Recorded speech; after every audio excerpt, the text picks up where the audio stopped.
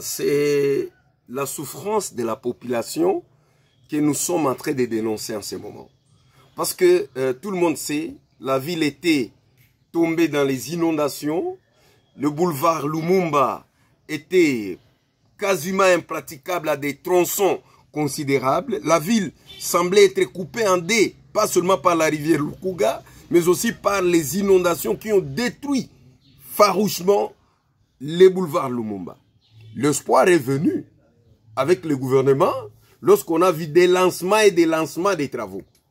On a commencé par les tronçons CNSS, où on a fait les travaux de dépannage, croyant que ce serait fini. Mais vous y passez aujourd'hui, vous ne vous rendez pas compte qu'il y a quelque chose de travail très sérieux qui a été fait. On a lancé les travaux sur les tronçons Lubungo. Mais avec quel type d'études? Parce que on a vu que c'était réellement temporaire. Comme le terme l'indiquait, les travaux temporaires.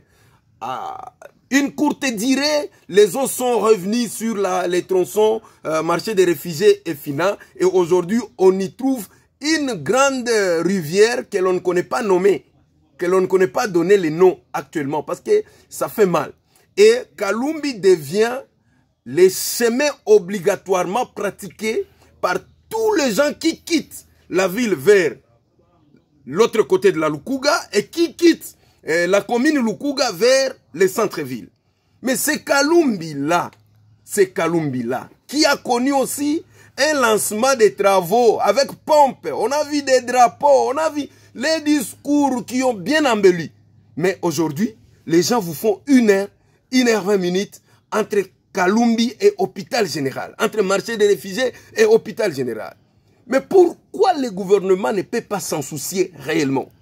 Qu'est-ce qui manque au moment où il y a une entreprise qui est à pied d'œuvre pour résoudre, pour arranger ces tronçons? Le gouvernement ne pouvait pas le mettre en priorité?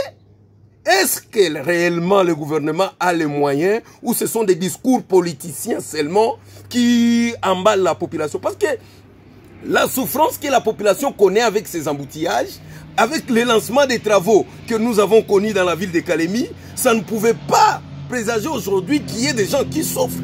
Parce que même dans une distance de durée d'1 mois, ils pouvaient faire les travaux et arranger Kalumbi et que les passages seraient ouverts et les gens passeraient sans problème. Mais aujourd'hui, chaque jour, on crie les embouteillages. Les gens pleurent, les autres perdent des téléphones là-bas. C'est devenu même un endroit où même les policiers ne contrôlent plus la circulation. Il y a même des enfants mineurs qui commencent à contrôler la circulation sur ces tronçons-là. Mais l'État est où? Qu'est-ce que vous proposez alors? L'État est où?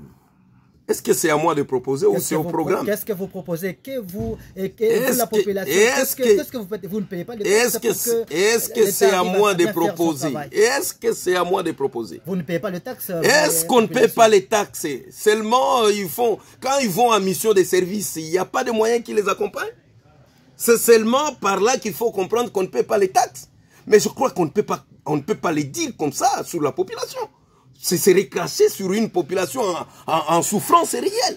Cette action, ce qui se vit actuellement à Kalumbi, doit interpeller tous les élus de la ville de Kalemi, tous les députés. Ça doit interpeller le gouverneur lui-même qui est aussi élu de la ville de Kalemi par rapport à cette souffrance. Qu'est-ce que nous allons proposer? Nous avons une autorité. Nous avons un président de l'Assemblée. Nous avons la mairie. Nous avons tous les services. OVD est là, Office des routes est là. Ajouté, il y a même une entreprise là-dessus. Qu'est-ce que nous allons proposer encore? Nous allons proposer quoi pour que les embouteillages finissent? C'est le manque de volonté ou c'est quoi? À ce niveau-là, nous allons dire à tous ces politiciens avec des discours, des promesses, nous allons vous dire réellement, la population est déjà au courant et la population vous observe.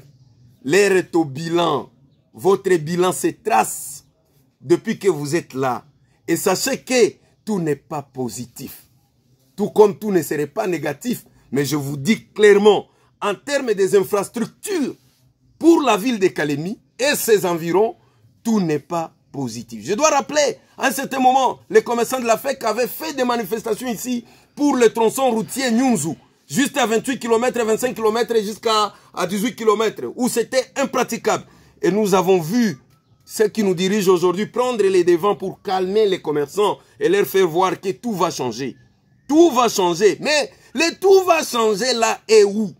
Le plus rien ne sera comme avant et où? Ça y est où aujourd'hui? La population veut voir. Ce n'est plus l'ère des discours. Je pense que si il y avait de bons conseillers, on allait dire à certaines autorités de ne plus parler et d'aller juste aux actions.